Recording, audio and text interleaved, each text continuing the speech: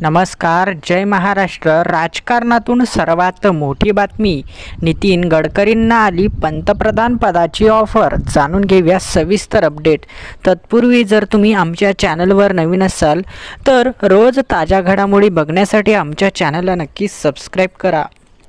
विदर्भ गौरव प्रतिष्ठान व नागपूर श्रमिक पत्रकार संघाच्या कार्यक्रमात बोलताना केंद्रीय मंत्री नितीनजी गडकरी यांनी मोठा दावा केला आहे. ते म्हणाले की लोकसभा निवडणुकीच्या आधी विरोधी पक्षातील एका नेत्याने मला पंतप्रधान पदाची ऑफर दिली होती. ते विरोधी पक्षनेते म्हणाले की जर तुम्ही पंतप्रधान होणार असाल तर आम्ही तुम्हाला पूर्ण पाठिंबा देऊ, आम्ही तुम्हाला पंतप्रधान करू अशी ऑफर त्यांनी मला दिली होती. परंतु मी त्या नेत्याला सांगितलं की तुम्ही मला का पाठिंबा देत आहात आणि मी तुमचं समर्थन का घेऊ असं मी त्यांना विचारलं. मी त्यांना हे देखील सांगितलं की मला पंतप्रधान बनायची कुठलंही ध्येय माझ्या मनामध्ये नाही. मी माझ्या ध्येयाशी प्रामाणिक आहे. मला माझ्या पक्षानं सर्व काही दिलं आहे. मी माझ्या ध्येयावर आणि माझ्या विचारधारेवर माझी पूर्ण श्रद्धा आहे.